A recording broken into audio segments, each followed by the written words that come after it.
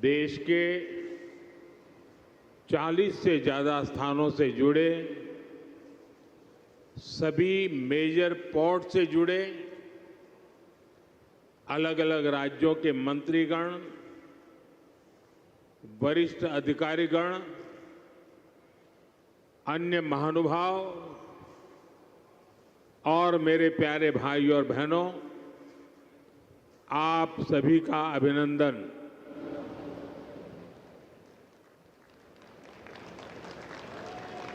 આપણા ભાવેણા ભાવનગરે તો આજે વટ પાડી દીધો.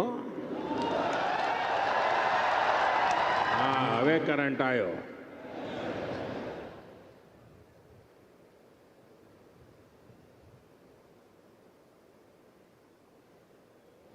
અહીંયા હું જોઉં છું કે પેન્ડોલની બહાર માનવ સમુદ્ર દેખાય છે બધો. इतनी बड़ी संख्या में आप सब आशीर्वाद देने आए, मैं आपका बहुत बहुत आभारी हूं। साथियों, ये कार्यक्रम तो भावनगर में हो रहा है, लेकिन ये कार्यक्रम पूरे हिंदुस्तान का है। आज भावनगर निमित्त है और पूरे भारत में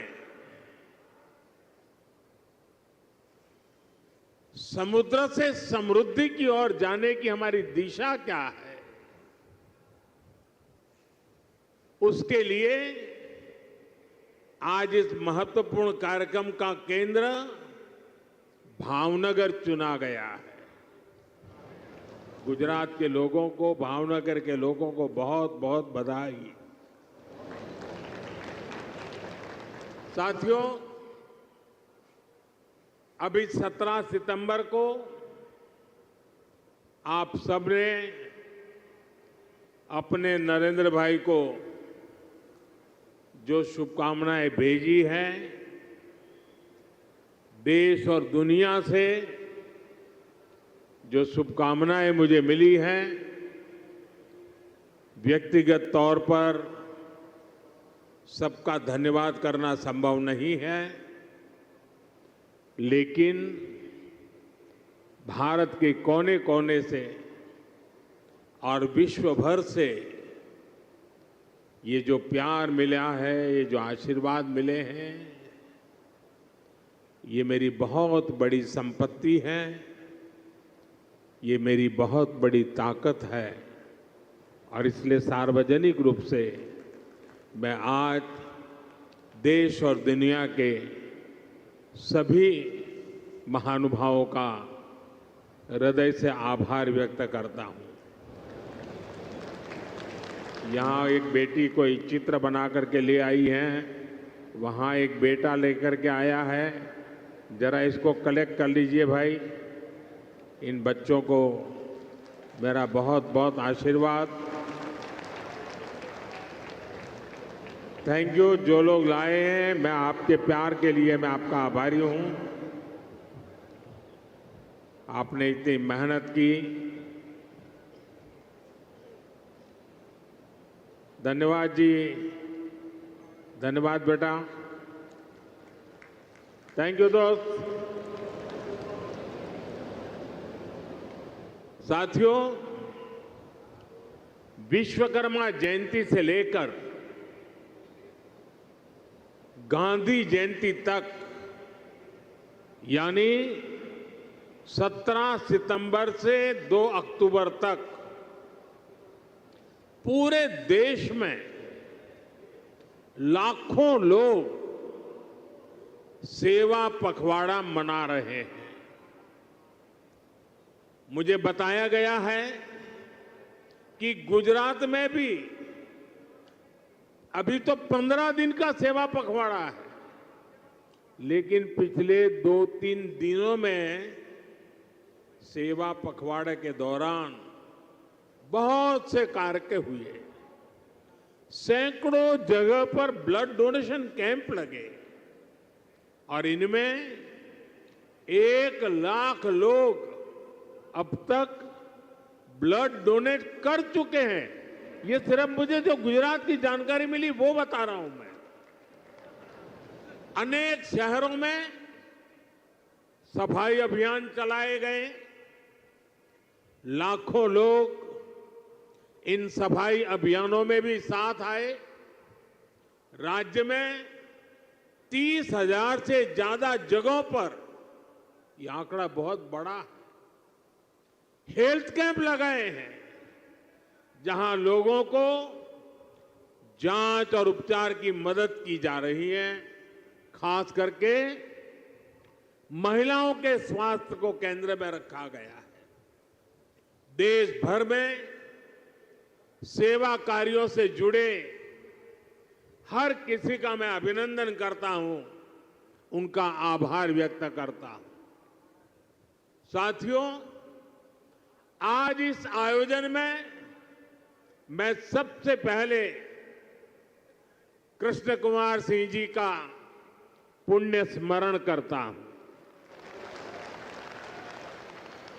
सरदार साहब के मिशन से जुड़ते हुए उन्होंने भारत की एकता के लिए बहुत बड़ा योगदान दिया। आज ऐसे ही महान देशभक्तों की प्रेरणा से हम भारत की एकता को मजबूत कर रहे हैं। एक भारत श्रेष्ठ भारत की भावना को मजबूत कर रहे हैं।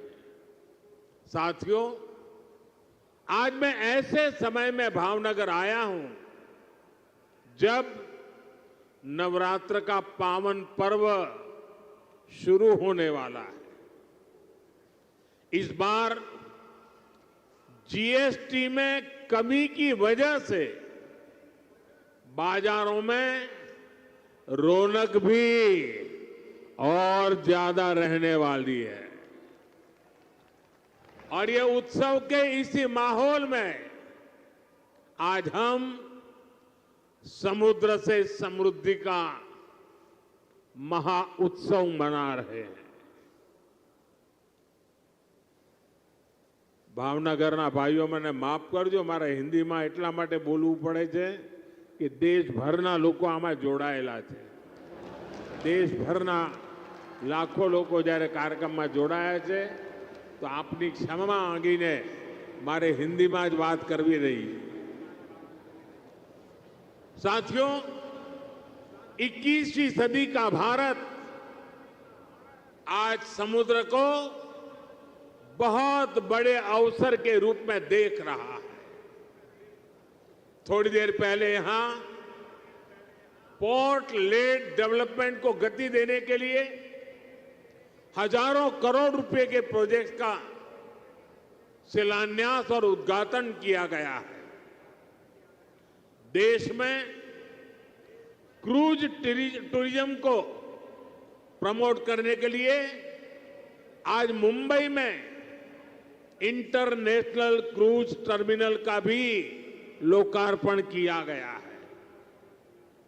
भावनगर के, गुजरात के विकास से जुड़े अनेक प्रोजेक्ट्स भी शुरू हुए हैं। मैं सभी देशवासियों को और गुजरात के लोगों को भी बहुत बहुत शुभकामनाएं देता हूं। साथियों, भारत आज विश्व बंधु की भावना से आगे बढ़ रहा है। दुनिया में हमारा कोई बड़ा दुश्मन नहीं है। सच्चे अर्थ में अगर हमारा कोई दुश्मन है तो वो है दूसरे देशों पर हमारी निर्भरता। यही हमारा सबसे बड़ा दुश्मन है और हमें मिलकर भारत के इस दुश्मन को निर्भरता वाले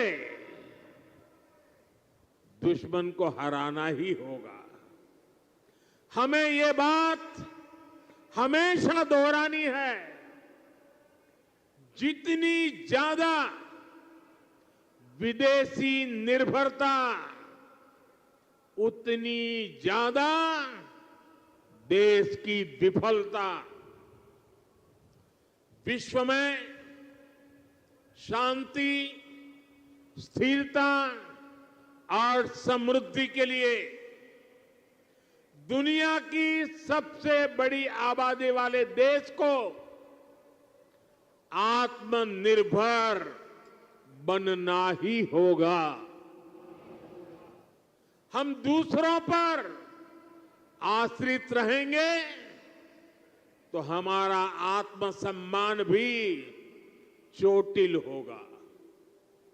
140 करोड़ देशवासियों के भविष्य को हम दूसरों पर नहीं छोड़ सकते। देश के विकास के संकल्प को हम दूसरों की निर्भरता पर नहीं छोड़ सकते। हम भावी पीढ़ी के भविष्य को दांव पर नहीं लगा सकते। और इसलिए भाइयों बहनों, આપણે ત્યાં ગુજરાતીમાં કહે कि भाई 100 दुखों की एक दवा, 100 दुखों की एक ही दवाई है और वो है आत्मनिर्भर भारत। आत्मनिर्भर भारत। लेकिन इसके लिए हमें चुनौतियों से टकराना होगा। हमें दूसरे देशों पर अपनी निर्भरता लगातार कम करते जाना होगा और अब भारत को आत्मनिर्भर बनकर दुनिया के सामने मजबूती के साथ खड़ा होना ही होगा। भाइयों और बहनों, भारत में सामर्थ्य की कोई कमी नहीं है, लेकिन आजादी के बाद कांग्रेस ने भारत के हर सामर्थ्य को नजरअंदाज किया। इसलिए आजादी के 6-7 दशकों बाद भी भारत वो सफलता हासिल नहीं कर पाया जिसके हम हकदार थे। इसके 2 बड़े कारण रहे। लंबे समय तक कांग्रेस सरकार ने देश को लाइसेंस कोटा राज में उलझाए रखा,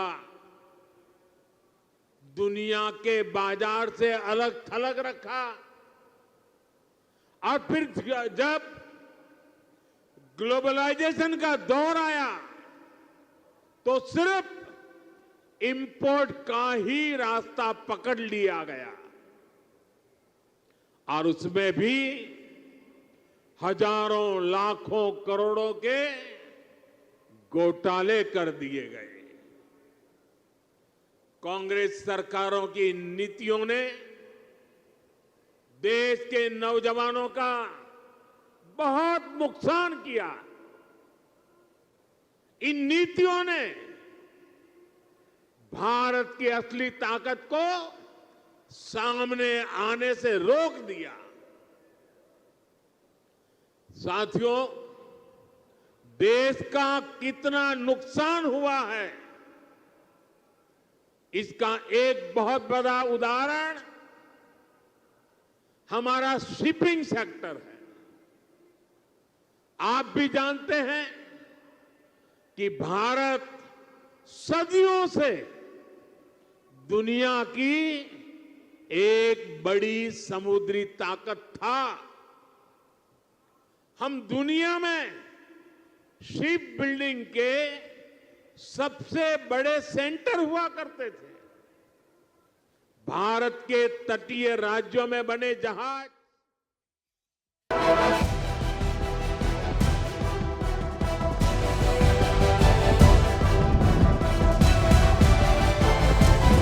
इंडिया वॉइस, आपकी सोच, आपकी आवाज।